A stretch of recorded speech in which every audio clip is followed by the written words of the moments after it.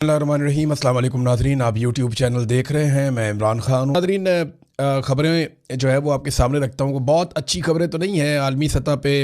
पाकिस्तान के ख़ित्ते के हवाले से, पाकिस्तान के अंदर और पाकिस्तान के बाहर जो हालात हैं उस हवाले से कुछ बहुत अच्छी खबरें नहीं हैं।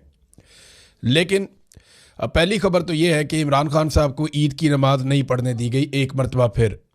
अब इसमें खबर पता किस तरह दी गई है पाकिस्तान की मीडिया पे, ये आप ढिठाई और बेशर्मी देखें पाकिस्तान की मीडिया की।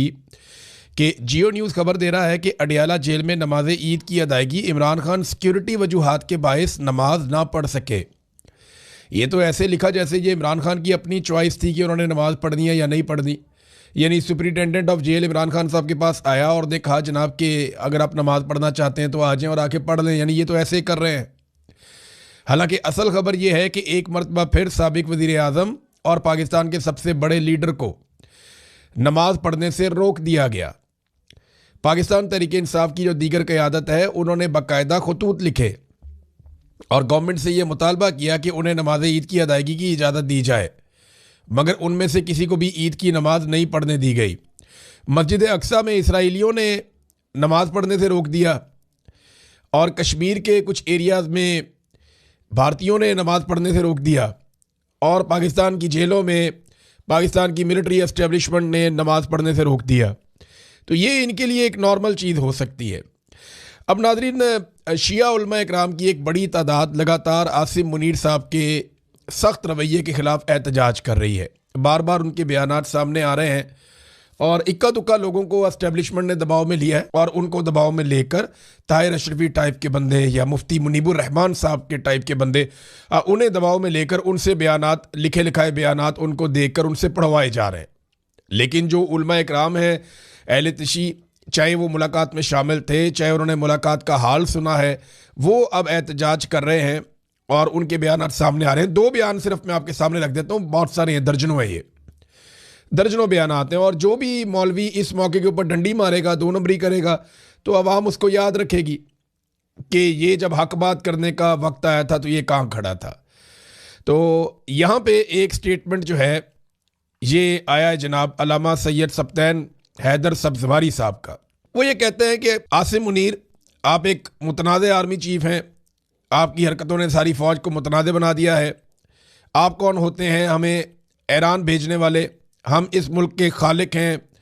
इस मुल्क में शिया सुन्नी सब मिलकर रहते हैं। शिया सुन्नी सब ने मिलकर ही पाकिस्तान बनाया था। ये एक और स्टेटमेंट है, ये अल्लामा शेख जवाद, इन्होंने ईद के खुतबे में जवाब दिया। इन्होंने कहा जी आपने रिटायर होकर चले जाना है, हमने रहना है। सिक्योरिटी इदारों और अवाम के दरमियान खलीज पैदा ना की जाए। आपने अहले तशी के दिलों को सदमा पहुंचाया है, उनसे माफ़ी मांगो। ये सकरदू में इन्होंने ईद की नमाज पे खिताब किया है। तो ये मैंने आपके सामने सिर्फ 2 उलमा इकराम रखे हैं, बहुत सारे और जय्यद उलमा इकराम जो अहले तशी हैं। अच्छा, मैं हैरान हुआ हूँ कि ऐसा कभी ज़बरदस्त मौक़िफ़ हमने किसी और फ़िरके के उलमा इकराम की जानिब से नहीं देखा था। मैं सुन्नी मुसलमान हूँ, कहानियाँ तो हमने बहुत अजीब अजीब सुनी थी, लेकिन हमने तो ये देखा हमेशा कि जब भी कभी मौलवियों के खड़े होने का वक्त आया, मौलवी लेट गए। यानी तहरीक लब्बैक के ऊपर जुल्म होता है तो हमारे सुन्नी मौलवी जो है वो किसी के मुंह से चूं तक नहीं निकली, किसी ने पूछा भी नहीं वो जुल्म किधर हुआ। आज तक कोई पूछ ही नहीं सका कि उस्ताद रिजवी किधर गया, उसका भाई किधर गया, कोई भी नहीं पूछ सका। बल्कि मुफ्ती मुनीब जैसे बंदे, ताहिर अशरफी जैसे बंदे जो हैं वो उसके जवाब घड़ रहे थे और आज भी चुप करके बैठे हुए हैं। मसाजिद को ताले लगा दिए गए, सख्त ज़ुबान इस्तेमाल की, बार बार किया गया। लेकिन यहाँ पे हमने देखा कि दरबारी मौलवी बहुत बड़ी तादाद में है। लेकिन जब हमने उधर देखा तो उधर एक सख्त लहजा और तौहीन अमेज़ गुफ्तगू आर्मी चीफ की जानिब से मुबैना तौर पर जब की गई तो शिया उलमा इकराम की अक्सरियत खड़ी हो गई। उन्होंने साबित किया कि 25-25 हज़ार के वजीफ़े जो हैं वो, यानी इधर तो 25-25 हज़ार के वजीफ़े भी लगे हुए हैं। तो ये अब सबको सोचना पड़ेगा, उलमा इकराम जो हैं उनके ऊपर दीन की बड़ी भारी जिम्मेदारी आयद होती है। उन्होंने कौम को बताना है कि सच क्या है और झूठ क्या है। उन्होंने कौम को सही और गलत के बीच में तमीज़ करनी सिखानी है। और अगर वो खुद डरे रहेंगे, सहमे रहेंगे इस वजह से कि कोई उन्हें मार देगा या कोई उनकी नौकरी छीन लेगा या कोई अपने इख्तियार को इस्तेमाल करके उनको जेल में डाल देगा, तो इस खौफ के साथ तो वो तबलीग नहीं कर सकते। बहरहाल यहाँ पे उलमा ने काफ़ी रेजिलियंस शो की है। अब नाजरीन एक और जो खबर है वो खामनेई और ईरानी सदर की जानिब से, और ये इम्पॉर्टेंट क्यों है ये मैं आपको बताता हूँ। देखिए, ये मामला शुरू होता है पाकिस्तान की नीयत। पाकिस्तान के फील्ड मार्शल ने शहबाज शरीफ के साथ मिलकर, क्योंकि तीसरे किसी को तो पता ही नहीं है, इन्होंने सऊदी अरब के साथ एक दिफाई मुआहदा किया है। ईरान को पता है कि वो दिफाई मुआहदा क्या है, और ईरान नहीं चाहता कि पाकिस्तान ईरान के साथ किसी लड़ाई का हिस्सा बने। अब इसमें इस मौका पर जो एक स्टेटमेंट मुश्तबा खामनेई का स्टेटमेंट आया, उन्होंने कहा कि ईरान अपने मशरकी पड़ोसियों को बहुत करीब समझता है। उन्होंने पाकिस्तान का नाम लेकर कहा कि ये मुल्क उनके वालिद आयतुल्लाह अली खामनेई का ख़ास पसंदीदा मुल्क था। यानी जो आयतुल्लाह अली खामनेई शहीद हो गए, उनका पसंदीदा मुल्क पाकिस्तान था। ये बात उनके बेटे मुश्तबा खामनेई ने कही है। इस मौका पर क्यों कही, आप सारे समझ सकते हैं कि पाकिस्तान को इस लड़ाई के अंदर उतारने के लिए तैयार किया जा रहा है, और ये चंद लोगों का फैसला है, बंद कमरों का। पाकिस्तानी कौम से तो पूछा ही किसी ने नहीं, ना पार्लिमान से पूछा, ना कैबिनेट से पूछा, वैसे भी हुकूमत जाली है। तो वो लड़ाई में उतरने वाले, ईरान भी इस बात को जानता है। तो उन्होंने बताया, जनाब हमारी हकीकत तो ये है कि हम आपसे लड़ना नहीं चाहते, या हम तो आपको पसंद करते हैं। दूसरा, उन्होंने पाकिस्तान के ऑयल टैंकर्स को गुजरने की इजाज़त भी दी, तो ये अहम है। इसके अलावा ईरानी सदर ने मुसलमान मुल्कों से लड़ाई अवॉइड करने के लिए कहा कि सिक्योरिटी ब्लॉक तश्कील दिया जाए इस्लामी ममालिक का। ईरान पड़ोसी ममालिक के साथ जंग नहीं चाहता। पड़ोसी ममालिक हमारे भाई हैं, इख्तलाफात हल करना चाहते हैं। खित्ते में बैरूनी ताकतों की मौजूदगी की कोई ज़रूरत नहीं है। ये ईरानी सदर ने स्टेटमेंट दिया। क्यों दिया? क्योंकि वो ये जानते हैं कि बाहर से जो लोग आते हैं वो यहाँ पे खित्ते के अंदर कोई ना कोई अपना मफाद उठाने के लिए कोई झगड़ा शुरू कर देते हैं, कोई लड़ाई शुरू हो जाती है। तो उससे बचने के लिए उन्होंने ये स्टेटमेंट दिया कि ये एक तरीक़ाकार हो सकता है। अब ईरानी दबाव इतना ज़्यादा अमेरिका पे बढ़ गया है, और अमेरिका के लिए सूरत हाल इतनी मुश्किल हो गई है कि उन्होंने ईरानी तेल की तरसील पर जो पाबंदी लगाई हुई थी 90 की दहाई से, उसे उठाने का फ़ैसला कर लिया है। मिसाल के तौर पे ये एक रिपोर्ट आई है हमारे पास। इस रिपोर्ट के मुताबिक ईरान को इजाज़त दी जा रही है कि उसका जो लाखों बैरल तेल मौजूद है समंदर में, वो उस तेल को सप्लाई कर सकता है। इससे पहले ईरान को कभी इसकी इजाज़त नहीं दी गई थी। तो अब ईरान को ये परमिशन दी जा रही है कि आप अपना तेल सप्लाई कर सकते हैं।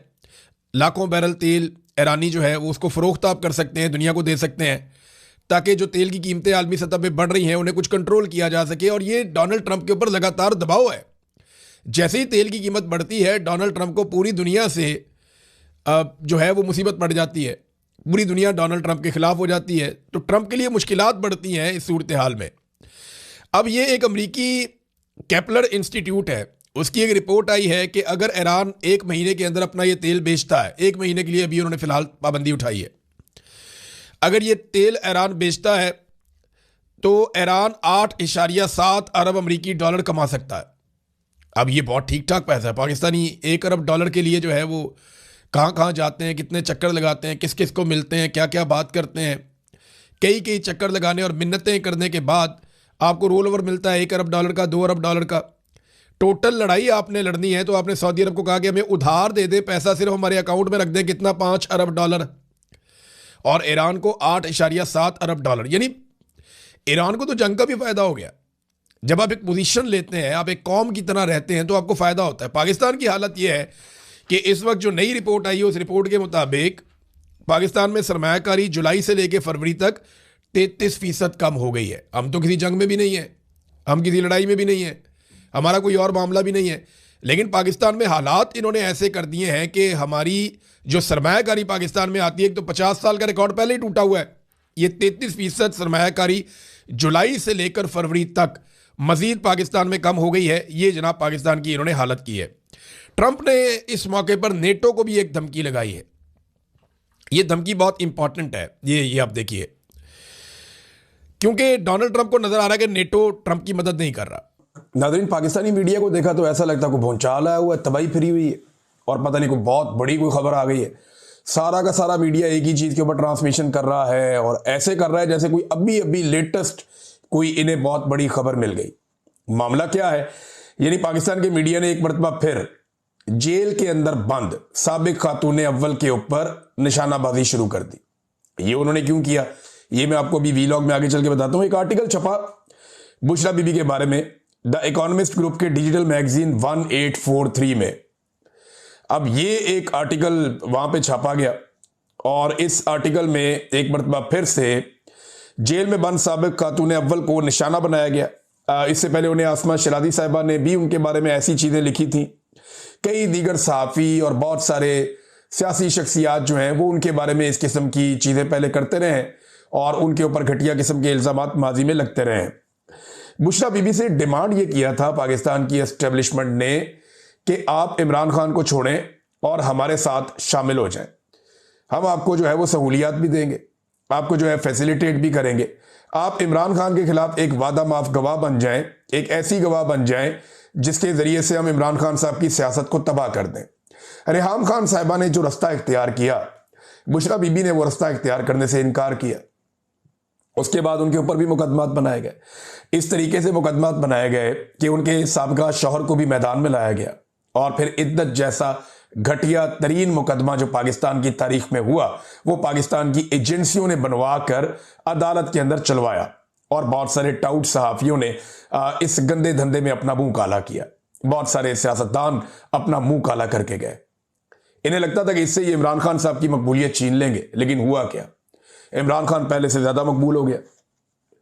लोग ज्यादा हमदर्दी करना शुरू हो गए और जो पाकिस्तान के इदारों के तन के ऊपर थोड़े बहुत कपड़े थे वो भी उतरते गए।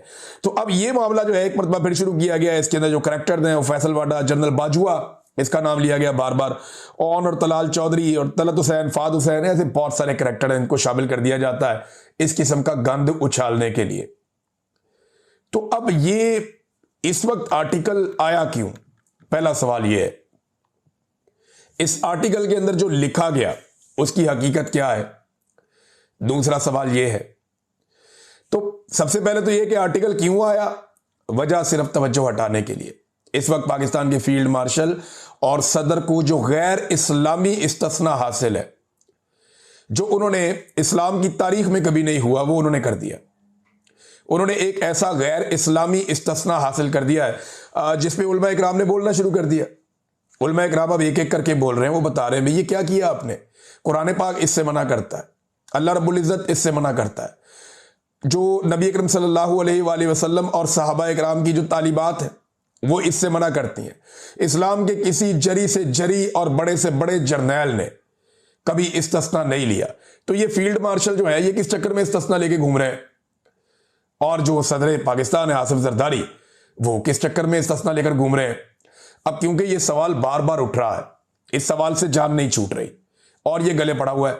इस सवाल की वजह से जो फौज का इदारा है और जो पीपल्स पार्टी की सियासत है वो बहुत बुरी तरह डैमेज हुई। दो जगह पे इस्तिस्ना हुआ ना, एक फौजी सरबराह को इस्तिस्ना मिल गया और एक पीपल्स पार्टी के बड़े को इस्तिस्ना मिल गया। तो इन दोनों के ऊपर बहुत ज्यादा बोझ आया। पीपल्स पार्टी एक पॉलिटिकल पार्टी है, वो कल को कह देगी जी आर्मी चीफ ले रहा था तो हम क्यों ना लेते। उन्होंने तो सोशल मीडिया पे कह भी दिया ना, वो गिलानी साहब के बेटे ने कह दिया, उन्होंने कहा जी अगर एक इस्तिस्ना आर्मी चीफ ले सकता है तो जो सुप्रीम कमांडर है वो क्यों नहीं ले सकता। उन्होंने ठीक है यार, सारे ले रहे थे तो हम पीछे क्यों रह जाए, हम इतने घटिया हैं। उन्होंने ये बाद में बहाना बना देना है, लेकिन बतौर इदारा फौज के पास बहाना कोई नहीं। अब जिन दोस्तों से हम बात करते हैं जो पहले फौज में काम करते हैं वो शर्मिंदा है। वो ये कहते हैं कि हमें लगता ही नहीं था कि इतनी बुजदिली हमारा इदारा किसी वक्त दिखाएगा। यानी इतनी बहादुर और इतनी शानदार फौज का ऐसा बुजदिल जर्नैल क्या हो सकता है, ये सवाल अब उठाया जा रहा है। और जब उलमा इकराम बोलते हैं तो बहुत ज्यादा तकलीफ होती है, बहुत ज्यादा रोला पड़ता है। तवज्जो हटाओ मुहिम अब शुरू की जाएगी। तवज्जो हटाने के लिए सबसे पहले तो आप देखें कि ड्रोन हमले बहुत तेज हो गए, जो मुबैना